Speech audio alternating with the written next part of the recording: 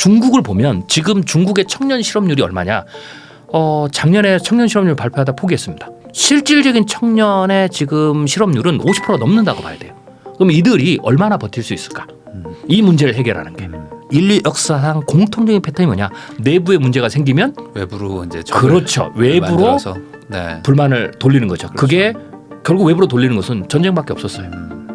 미래학자 최윤식 박사님하고 지금 이야기 나누고 있는데요. 그러면 이번엔 또 다른 좀 위기라고 할 수 있는 네네. 뭐 이렇게 지정학적인 리스크들 이런 네. 얘기도 한번 해보겠습니다. 우선은 뭐 오래된 얘기긴 하지만 지금 뭐 대만과 중국의 어떤 전쟁 이야기들 이런 얘기들은 뭐 지금도 계속 나오고 있거든요. 네네. 그래서 뭐 현 상황 좀 어떻게 봐야 되는지 한번 간단하게 정리해 주시면 좋을 것 같아요. 일단은 뭐 그러니까 대만을 두고 중국과 미국이 해상 봉쇄든 혹은 군사적 충돌이든 이런 가능성은 더 높아지진 않았습니다. 그런데 낮아지지도 않았다. 네. 요 정도로 일단은 생각하고 계시면 될 것 같습니다. 그래서 네. 그 긴장 관계는 여전히 유지 중인데 지금 이스라엘과 하마스 혹은 이스라엘과 이란의 어떤 그 충돌이 커지면서 세계의 어떤 언론 혹은 정치적 관심이 그쪽으로 좀 쏠려 있어서 네. 상대적으로 지금 덜 부각이 된 그런 상황이다라고 보시면 됩니다. 그냥 사고가 터지는데 옆에 또 큰 사고가 터지니까 잠깐 여기 잊어버리는. 그렇죠. 잊어버린 상황이죠. 그럼- 그 긴장 관계는 여전히 유지 중이다. 네. 그래서 또 어느 분들은 또 이런 얘기도 하더라고요. 그러니까 이거는 시간의 문제지 무조건 전쟁이 날 수밖에 없다. 뭐 이런 얘기도 하는데 그렇게 봐야 되는 건지 아니면 아직 그런 건 아닌 건지. 물론 이제 그렇게도 생각할 수 있지만 저는 좀 생각이 다릅니다. 제가 이제 미국과 중국이 대만을 두고 전쟁을 벌인다는 시나리오를 발표한 것은 반드시 일어나기 때문에 그런 것이 아니라 일어날 경우에는 세계 경제에 우리가 또 한국 경제에 주는 충격이 크기 때문에 그것에 대해서 뭐 제가 굳이 말하면 확률적으로 50대 50입니다. 100%는 아니고 그렇다고 일어날 확률이 제로도 아니고요. 그래서 50대 50이기 때문에 이 정도가 되면 기업에서 플랜 B는 반드시 가지고 계셔야 된다라는 점. 그런 측면에서 대만을 두고 미국과 중국의 충돌을 얘기했고요. 충돌 중에서도 제가 이제 두 가지 시나리오를 발표했는데 해상 봉쇄 그리고 전면적으로 군사적 충돌이 일어나는 좀 더 나아가면 그 충돌이 확대되면 중국이 전술적 핵무기 최소한 한 번 정도는 쓸 수 있는 그런 상황까지도 가능은 하다. 그러나 그 둘 중에서도 가장 현실적인 것은 해상 봉쇄, 무력 대치 네. 이거는 충분히 가능하다라고 이제 얘기를 했던 거죠. 제가 이걸 왜 여쭤보냐면 이제 최근에 또 막 인터넷에 보면은 막 이제 뭐 미국에서 약간 발언이 나와서 그런 것도 있지만 양안 전쟁이 터지면 뭐 한국이 뭐 대만을 또 지원을 해야 된다. 그럼 뭐 참전을 한 해 만에 뭐 이런 얘기들이 막 계속 돌고 있어가지고. 미국이 대만을 두고 중국과 해상 봉쇄 자체도 미국의 함대들이 다 들어오는 거거든요. 그러니까 군사적으로 서로 어떤 주고받는 직접적인 타격을 안 했을 뿐이지 준 전시 체제로 가는 거거든요. 그래서 해상을 대체해서 서로 무력으로 거기를 봉쇄해서 어떠한 것도 들어가고 나가지 못하도록 하는 그런 상황이 해상 봉쇄 시나리오거든요. 단순하게 뭐 항해의 자유를 막는 이런 수준이 아니에요. 그렇게 되면 준 전시고 어떻게 보면 사실은 포만 안 쐈지 전쟁이 일어난 거거든요.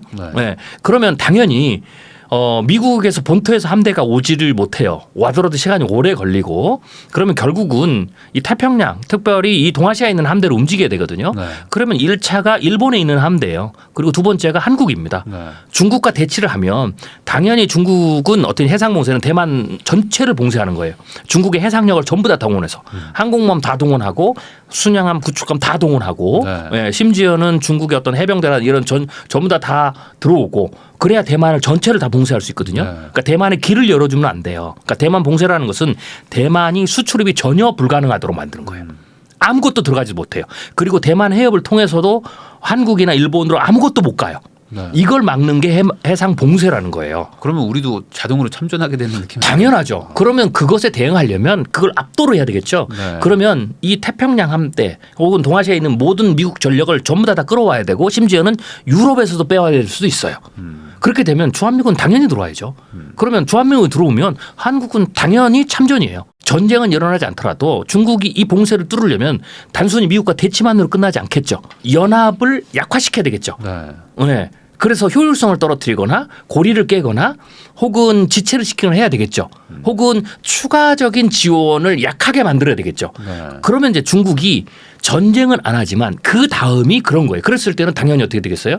우리가 지금 이란이 지금 이스라엘에다가 어떤 포격을 했잖아요. 공격을 하니까 이스라엘을 달래지만 전쟁을 확전되면 세계 전쟁을 하니까 네. 중동 전쟁을 하니까 미국이 어떻게 됩니까? 미국과 유럽이 이란을 경제 제재하겠다 막 그러잖아요. 네, 그런 것처럼 중국이 그렇게 붙으면 미국도 중국의 경제 제재를 하겠지만 중국도 얼라이언스들한테 경제 제재를 하겠죠. 네. 1차 타겟이 한국이에요. 사드의 몇 배 보복을 하죠. 그래서 한국으로 하여금 어떻게 되겠어요? 주한미군이 가는 건 어쩔 수 없는데 그 다음에 들어오지 마라. 추가적인 어떤 지원이나 모든 부분에서 한국이 주저주저하도록 만드는 거. 그리고 오히려 거꾸로 한국이 동맹 입장에서 균열을 일으켜서 이 부분에 대해서 미국에 압력을 가하도록 이러다 우리 죽게 생겼다. 네. 네. 미중 패권 전쟁을 인해서 중국에 들어간 한국 기업들이 사실 큰 어려움을 겪고 미미하고 영향이 없지만 그래도 아직은 있거든요. 네. 네. 그런데 여기서 완전히 중국이 스스로 전쟁이니까 경제를 희생시켜도 되잖아. 이겨야 되니까. 그런 경우에는 전면적으로 중국 내부에 있는 한국의 모든 산업이나 직간접적에서 전부 다 보복을 가할 수도 있죠. 중국의 동맹은 북한, 러시아거든요. 네. 이런 데가 북한이 만약 이런 상황에서 대치 상황에서 북한이 핵실험하고 대륙간 탄도미사일 막 쏘고 ICBM 쏘고 막 이러면 어떡할 거예요. 그리고 막 동해에다가 막 포 쏘고 네. 그러면은 한반도는 고립되는 거예요. 쉽게 해서 미국이 대만을 두고 중국하고 전쟁을 하지 않고 대치를 하는 것은 그 자체로도 경제적 충격이 있지만 오히려 우리나라는 그 대치 자체가 길어지면 길어질수록 최대의 피해 국가가 돼요. 대만하고 우리나라는. 대치 상태라는 건 정말 누가 하나 실수하면 그때부터 막 그렇죠. 그 전면전으로 갈수 다음부터는 있는 모르는 거니까. 거예요. 우리가 안 일어나고 네. 합리적으로 제가 이런 시나리오를 써도 합리적으로 그래도 북한이 한반도에 전쟁을 일으키지는 않는다. 네. 오히려 그런 포 쏴주고 하는 게 중국을 지원하는 거죠. 네. 그런 측면으로 간다. 거기까지가 가장 합리적인 예측이죠. 그럼에도 불구하고 세상은 비합리성이 있으니까 그러다 실수를 하면 네. 어떻게 전개될지 모르는 거거든요. 그래서 그 다음의 문제는 장담할 수가 없는 겁니다. 그러면 결국에 그렇게까지 간다는 거는 중국도 많은 것을 희생하고도 결국에 뭐 대만을 뭐 통해서 이제 미국과의 전면전 어찌 보면 한번 대치 이상의 어떤 단계를 각오를 해야만 되는 걸 텐데 네네네. 그 개념이 결국에 지금 미중 패권 전쟁에서 확실하게 지면 그때는 뭔가 돌파구로서 이제 가는 건가요? 그렇죠. 그러니까 이제 제가 이제 대만을 두고 미국이 해상 봉쇄든 혹은 국지전을 벌이든 이 요소는 중국에게 달려 있어요. 미국에게 달려 있는 게 아니고. 네. 네, 왜냐하면 해상 봉쇄를 하든 전쟁을 하든지 상관없이 일단은 중국이 먼저 움직여야 되는 거지. 네. 중국이 움직이지 않는데 미국이 함대를 해가지고 대치를 할 이유는 없잖아요. 그렇죠. 그러면 그것을 선택하는 것은 미국이나 한국에 대만에 있는 게 아니고 오로지 중국에 있어요. 그러면 중국으로 봤을 때 우리가 이렇게 생각할 수 있어요. 그럼 중국이 어떤 상황이 펼쳐지면 대만을 해상 봉쇄를 하겠느냐. 네. 그리고 해상 봉쇄 아까 제가 말씀드린 것처럼 그 해상 봉쇄는 전쟁과 똑같은 거예요. 전쟁이라는 것은 중국이 해상 봉쇄를 했을 때는 단순히 야 우리 뭐 너희하고 무력 충돌 안 하고 포 안 주고 그냥 이렇게 막기만 했으니까 뭐 이걸로 끝나가 아니에요. 그렇죠. 중국은 반드시 그거는 동전의 앞뒷면처럼 가장 강력한 중국에 대한 경제 제재를 감수하는 거라는 거죠. 그러면 이렇게 생각했어요. 중국이 그런 경제 제재를 감수하고라도 대만을 봉쇄해야 되는 수를 선택해야 되는 조건이 뭐냐라는 거죠. 네. 네, 그 조건을 제가 이제 얘기한 게 뭐냐면 시진핑인 거죠. 예를 들면 제가 이렇게 표현했어요. 중국은 대만을 통일하는 것을 급하지 않아요. 중국은. 그러나 시진핑은 급할 수 있다. 예를 들면 중국은 원래 대만을 한 번도 자기 영토가 아니라고 한 적이 없어요. 그냥 대만에서 반란이 일어난 거예요. 반정부 세력이. 네. 자기 땅인데. 네. 네. 그러니까 중국이 그냥 놔두는 거예요. 그냥 저 정부 세력이 민주적으로 정권이 바뀌거나 아니면 없어지거나 뭐 이렇게 하면 그냥 그 자체로 끝나는 거예요. 그러니까 통일이라는 개념이 아니에요. 네. 원래 있는데 그냥 축출하는 거죠. 네. 그래서 중국은 급하지 않아요. 그리고 중국의 대륙의 특성이 뭐예요? 만만되잖아요. 10년이 됐든 20년이 됐든 네. 30년이 됐든 언젠가는 결국에 없어질 우리가 건데 이긴다. 굳이 우리가 그거를 무력 통일해 가지고 그걸 거기에 대한 수많은 감소 뭐 전쟁 이걸 할 이유가 없죠. 그래서 가만히 놔두는 거예요. 네. 예, 예, 예. 그런데 그래서 중국은 안 급해요.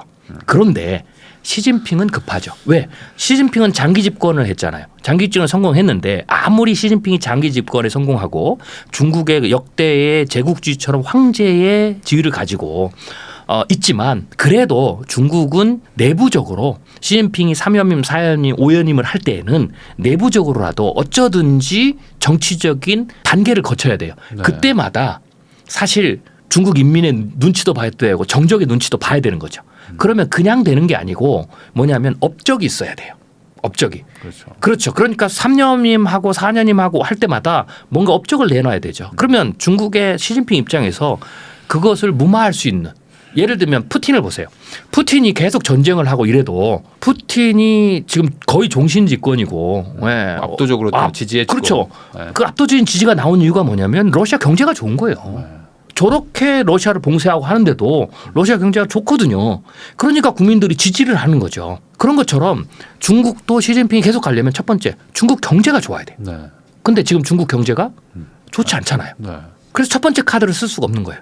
그럼 두 번째 카드는 뭐냐? 뭘로 하겠어요? 지금 계속 시진핑 정책의 실수, 책임이 계속 나오잖아요. 그러면 이 상태로 4년을 가기가 힘들어요. 물론 정치적으로 정적을 숙청하고 막 이래가지고 억지로 갈 수는 있죠. 그런데 그 억지로 가는 것은 늘 불안한 거예요. 왜냐하면 네. 대중의 컨센서스가 안 좋고 특별히 여기서 막 젊은이들 들고 일어나면 당연히 미약한 세력이라도 어디선가 다시 반대 세력이 올라오고 네. 순식간에 넘어갈 수가 있죠.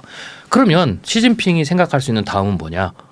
통일이죠. 명분을 이제 찾으면 그렇죠. 그러면 거니까. 그냥 뭐 그렇지만 이번에 그냥 아예 그냥 언젠간 될 것 같지만 이번에 하도 미국이 저러고 그러니까 그냥 아예 그냥 우리 저기를 축출하고 대만의 친미 세력을 다 축출하고 친중 세력을 다 만들든지 아니면은 그냥 완전히 이번 기회에 없애버리고 그냥 홍콩처럼 합병을 해버립시다.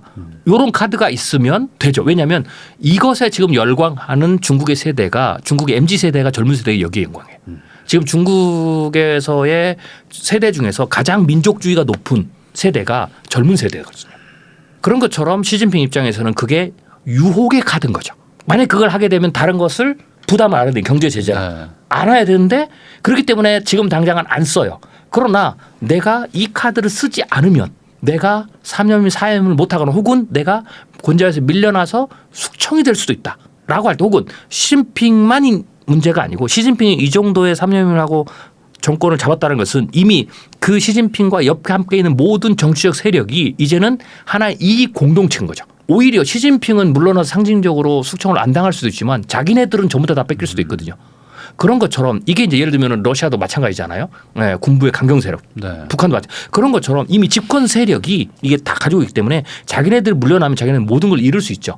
그랬을 때 그들이 봤을 때 계속 유지할 수 있는 명분을 계속 가져와야 되는데 그런 측면에서 대만에 대한 어떤 무력, 해상봉쇄든 통일이든 이것은 정말 참기 힘든 유혹이다. 그런 측면에서 가능성은 여전히 상존한다라고 보는 거죠. 사실 애국심하고 민족주의 같은 것들이 이제 막 이렇게 들끓게 되면 사실 경제 같은 건 좀 감수도 하잖아요. 그렇죠. 나라에서. 그렇죠. 국민들이. 그래 어차피 뭐 힘든데. 그렇죠. 뭐 이번 기회에 그냥 한번 합쳐놓고 나중에 더 장기적으로 보자. 네. 그리고 그거에 이제 대한 이게 우리가 정치적으로 굉장히 중요한 부분인데 우리나라가 우리나라 예를 좀 들죠. 우리나라가 민주화가 일어났을 때에 결국은 민주화의 가장 중요한 도화선이 뭐냐면 젊은이들이 들고 일어났을 때예요. 네. 네, 젊은이들이 피를 뿌렸을 때 그중에서도 중고등학생들이 피를 뿌리면 부모들 다 일어납니다. 그래서 정권이 우리가 무너졌던 거 아니겠습니까? 우리가 민주화가 됐던 거 아니겠습니까? 그렇죠. 그래서 독재 정권이 가장 두려워하는 세대는 나이 든 세대가 아니에요. 기성세대 아니에요. 가장 두려워하는 세대는 이 젊은 세대들이고요. 특별히 청소년 세대들이에요. 이들이 한번 일어나면 걷잡을 수가 없어요. 네. 그래서 주로 아랍의 봄도 그렇고 이런 민주화가 일어날 때는 전부 다 그 그룹들이 일어난 거거든요. 네. 자, 근데 중국을 보면 지금 중국의 청년 실업률이 얼마냐? 작년에 청년 실업률 발표하다 포기했습니다. 굉장히 심각합니다. 네. 그런 상황에서 청년들이 불만이 굉장히 커지고 있죠. 일자리 문제 뭐 이런 거에서. 근데 이게 그렇기 때문에 중국 정부가 이걸 발표하지도 않고 또 실질적으로 어느 나라나 대체적으로 청년 실업률이 일반 평균 실업률보다 2배 내지 3배가 높은 게 맞아요. 근데 중국은 20%대 중반을 발표하다가 포기했어요. 그러면 중국은 실질적인 청년의 지금 실업률은 50% 넘는다고 봐야 돼요.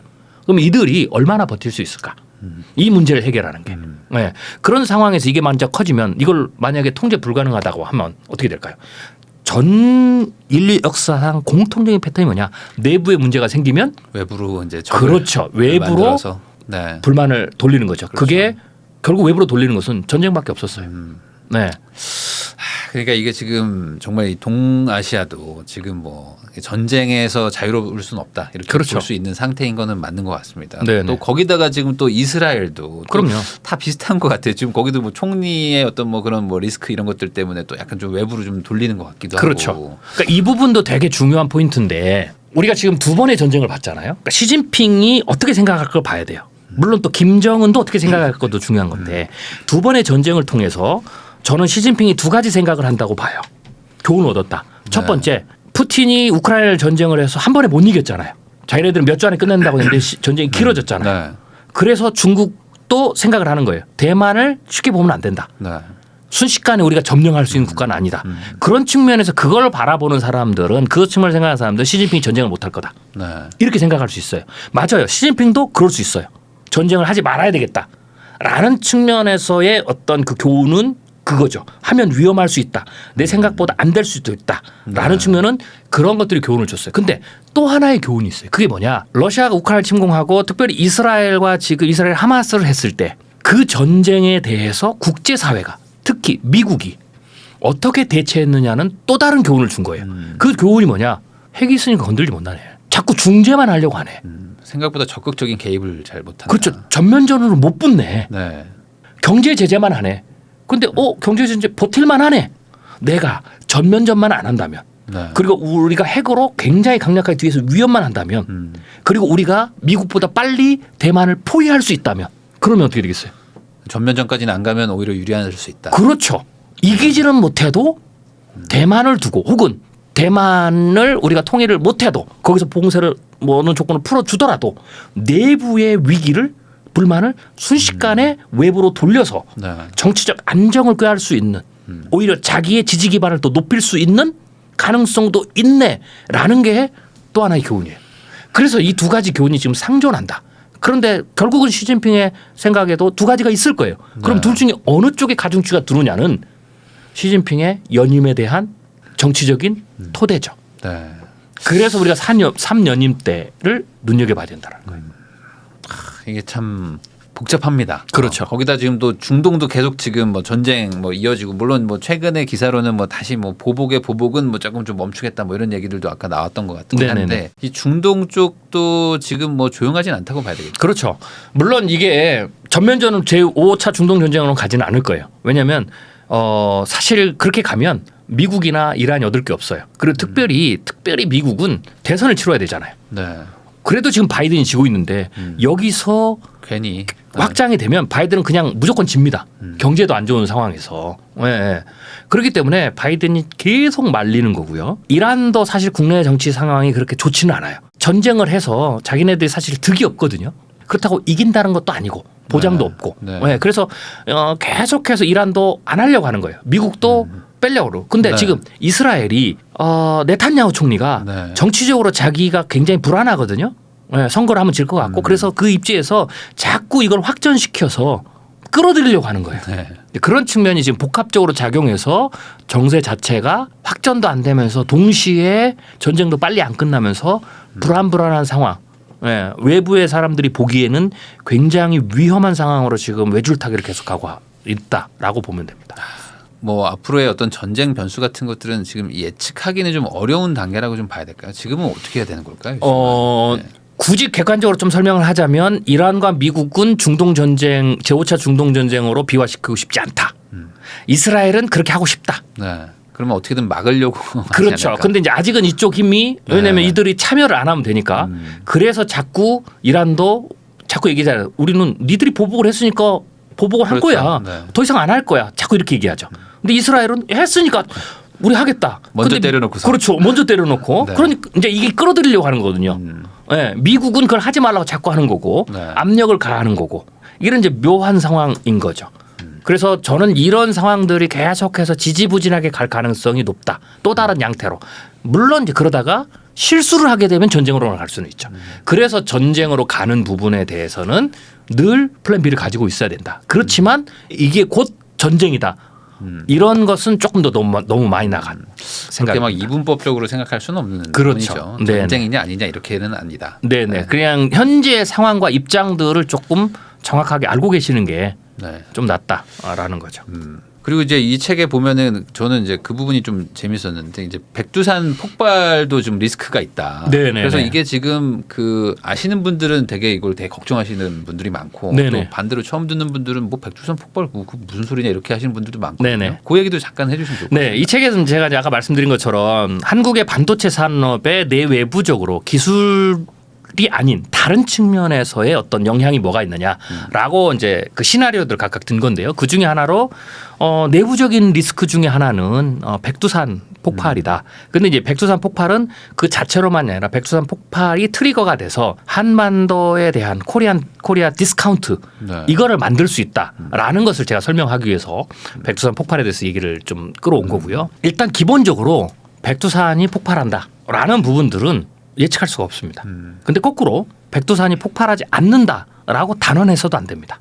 왜냐하면 우리가 지진이 일어나잖아요. 네. 지진을 우리가 늘 감시하고 하지만 지진을 예측할 수 없잖아요. 예측할 수 없기 때문에 지진이 자주 일어나는 나라에서는 지진이 일어난다라고도 곧 일어난다라고도 예측하면 안 되고 그렇다고 안 일어난다라고 예측해도 안 돼요. 그냥 우리는 네. 늘 상시로 감시하고 조심하고 일어났을 때 어떻게 해야 되는지에 대해서 대비책을 세워놓고 가야 되는 거죠. 네. 백두산은 지금 상황은 그렇게 봐야 됩니다. 지금 네. 어떤 통계 확률상 지금의 어떤 그렇죠. 폭발 위기 상황인 것 맞다. 그렇죠. 자, 예를 들면 일단 화산 같은 경우에는 화산도 지금 마찬가지게 2014년 9월에 일본에서 온타케 화산이 폭발을 했어요. 그래서 그때 이제 관광객들 한 100여 명이 사망자가 났거든요. 네. 네. 터질 징후가 전혀 안 나타나니까 나타나면 등산객을 막았겠죠. 막았을 텐데. 그런데 나타나지 않으니까 그냥 평상시처럼 한 거예요. 그러다 터져버린 거예요. 즉 화산은 다시 말씀드리지만 예고 없이 터집니다. 그래서 터진다고 예측하는 것도 안 좋지만 안 터진다고 장담하는 것도 틀린 말이다. 당장 내일 터질 수도 있는 거죠. 그렇죠. 예측을 못해요. 네. 화산은 일본이 굉장히 많이 폭발하잖아요. 그러니까 앞선 기술을 가진 일본도 예측하지 못합니다. 그런데 우리는 백두산에 대해서 지금 북한과 중국의 자료만 가지고 우리나라는 대응을 해야 돼요. 그러니까 그런 상황에서 우리가 이거 안 터진다 장담할 수 없다. 이게 첫 번째 기본 전제. 또 하나는 주기상으로 봐야 돼요. 이 화산이 터지는 것은요. 화산 폭발 지수라는 게 있어요. 네. 지진도 지진의 급이 있잖아요. 화산 폭발 지수가 있는데 0에서 8까지로 나눕니다. VI라고 하는데 그래서 한 등급 사이의 폭발 규모가 대략 10배 정도 차이가 나요. 자, 그런데 8급 그러니까 최상이죠. 네. 이 8급은 몇만 년에 한 번 터져요. 실제로 터진 적도 있고요. 네. 네. 근데 이제 뭐 우리가 체감하는 역사상에서 한 번도 없었죠. 그런데 7급의 규모가 있어요. 이 7급을 보통 밀레니엄 폭발이라고 그래요. 1000년 주기로 한 번씩 터지는 거. 네. 그 전 세계에 그 7급을 터뜨릴 수 있는 잠재를 가지고 온 화산이 손에 꼽을 정도 몇 개가 돼요. 네. 그 중에 하나가 백두산이에요. 그리고 실제로 백두산이 1000년 전에 터졌습니다. 네. 밀레니엄 7급의 규모로. 네. 네. 그래서 대체적으로 7급의 규모는 1000년 주기로 터진다라는 게 일단 패턴상의 가장 기본적인 가이드라인이에요. 네. 물론 맞는 건 아니지만. 네. 네. 두 번째로 4에서 6급 정도가 있어요. 실제로 제가 이 책에서 다룬 것은 7급은 아니고 근데 7급도 1000년이니까 주기상 1000년마다 터지는 거니까 터지지 않는다라고 말할 수 없어요. 네. 주기상으로서 우리가 염려해야 된다라고 봐야 돼요. 고려 시대쯤 터졌겠네요. 그렇죠. 네. 네네. 발해 때 터졌어요. 네. 그러면서 발해가 멸망을 했거든요. 네. 자, 그런데 이 7급은 만약에 터지면 제로가 아닙니다. 1000년 주기니까 단 1%라도 돼요. 근데 우리가 미래 예측을 시나리오를 쓸 때 뜻밖의 미래는 일어날 확률이 지극히 낮더라도 단 1%라도 터졌을 때 엄청난 충격을 주는 경우에는 그걸 뜻밖의 시나리오 놓고 일어났을 때를 가정하고 대비를 하는 거거든요. 네. 일어난다고 예측하는 게 아니고. 근데 백두산의 밀레니엄 폭발은 거기에 해당돼요. 가능성은 1% 혹은 0.1%라 할 수가 있어요. 근데 1000년 주기잖아요. 1000년 주기니까 100%라고 말할 수는 없지만 그렇다고 해서 0%라고 할 수도 없어요. 네. 근데 만약에 이게 터지면 그게 어떻게 되냐면 2010년에 아이슬란드 화산이 한번 터져서 전 세계의 항공이나 뭐 대란들이 일어나고 우리나라도 하루에 막 굉장히 큰 피해를 보고 막 이랬던 적이 있어요. 7로 터지면 그 아이슬란드 2010년에 터졌던 규모의 1000배예요. 1000배. 네, 그러니까 0.1% 1%라도 터지면 그 급의 1000배의 네. 충격이 터지니까 그리고 우리나라는 그 화산이 우리나라 안에 있잖아요. 한반도 안에. 네. 우리는 다른 나라는 몰라도요. 우리는 시나리오를 가져야 돼요. 그래서 얘기를 한 거고요. 네. 그 7급을 제외하고 상식적으로 합리적인 수준에서 우리가 생각해 볼 수 있는 4에서 6급이에요. 근데 이 6급이 4에서 6급이 100년에 한 번. 100년. 자, 그런데 이 4에서 6급 같은 경우에는 2002년하고 2005년에 그러니까 2002년, 3, 4, 5년에 요때에 백두산 천지 부근에서 화산의 지진 횟수가 3,000번이 일어났어요. 이게 전조거든요. 네. 그다음에 2015년에는 천지 주변에서의 온도가 보통 이게 섭씨 60도거든요. 이게 83도를 넘었었어요. 그러다가 그때 이제 가장 백두산이 곧 터진다. 7급은 아니더라도 4에서 네. 6급은 터질 수 있다라는 게 이제 이목이 확 집중됐어요. 네. 그러다가 갑자기 2015년을 지나면서 이게 잦아졌어요. 그러면서 지금 그냥 기후였나 보다 하는 거죠.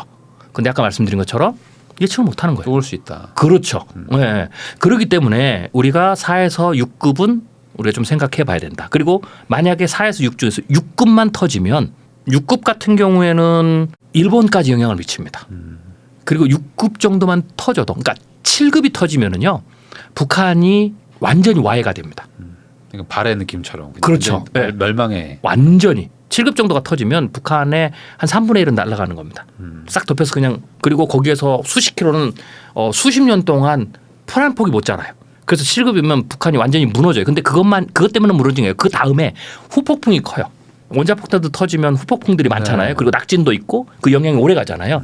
화산도 그 정도 급이 터지면 어떻게 되냐면 그 다음에 온도가 떨어지고 그러면서 가뭄이 들고 막 이러면서 네. 모든 경제가 파탄이 나요. 그래서 무너지는 거예요. 네. 그래서 발해가 그게 터지면서 그 이후에 완전히 국가 체제가 위크한 상황에서 외의 침략으로 완전히 그냥 손 한 번 못 써고 무너진 거거든요. 그러면 만약에 7급이 터지면 우리나라는 만약에 7급이라면 1% 확률이라도 만약에 그게 터지면 북한 와해 혹은 그 정도 흔들리면 김정은이 전쟁을 선택할 수밖에 없습니다. 이래도 죽고 저래도 죽고. 네, 그러겠죠. 네. 그것에 대한 시나리오, 그러니까 7급이 터지면 전쟁 시나리오를 가져야 되는 거예요. 이게 뭐 반도체가 신뢰성이 떨어지고 뭐 이런 문제가 아니고 만약에 7급이 터지면 우리나라 한반도는 전쟁 시나리오를 플랜 B로 놓고 해야 돼요. 그러나 6급까지만 가더라도 6급을 가더라도 북한 체제가 굉장히 심각한 영향을 보죠. 그랬을 때에 한반도에 두 가지 화산이 터지면 화산재는 일본까지 가거든요. 6급 터지면 화산 강화제가 지면에서부터 뭐 몇 미리가 쌓인다 이게 문제가 아니고 그걸로 인해서 파급되는 많은 영향이 있어요. 농작물 피해라든지 그 다음에 환경이라든지 미세먼지는 300배, 400배까지 올라가거든요. 네. 그러면 물론 반도체 공정이나 이런 데서는 미세 공정에서는 그것을 뭐 일주일이 됐든 혹은 길어도 한 달이 됐든 다시 복구는 시킬 수 있겠지만 그걸로 인해서 여러 가지 우리가 겪을 수 있는 신뢰도의 하락이라든지 그다음에 여러 가지 부가산업의 피해라든지 우리가 충격을 보는 게 많다라는 거죠. 그래서 이러한 부분에 있어서 우리가 뭐 그거는 터지지 않을 거야 라고 생각하면 대비책이 하나도 없어요. 생각을 안 하는 거거든요. 네. 그런데 이게 언제든지 터질 수 있는 조건에 와 있기 때문에 7이라는 아주 공포스러운 그런 것은 우리가 가정을 하지 않더라도 우리가 4에서 6급에 충분히 합리성이 있는 그런 측면에서는 오늘 당장 터져도 이상하지 않으니까 대비를 하는 게 중요하다라는 거죠. 그래서 단순히 괴담으로만 취급하면 안 돼요. 거꾸로 괴담으로 몰고 가도 안 돼요. 네. 네, 그런 도움이 안 되는 거예요. 이건 우리의 문제니까 우리가 이 부분에 대해서 안 일어나면 좋겠죠. 당연한 겁니다. 저도 안 일어나길 바라지만 그래도 일어날 수 있기 때문에 국가나 또 기업 거기에 영향을 받는 미세공정 첨단 산업들은 생각을 해야 되는 거죠.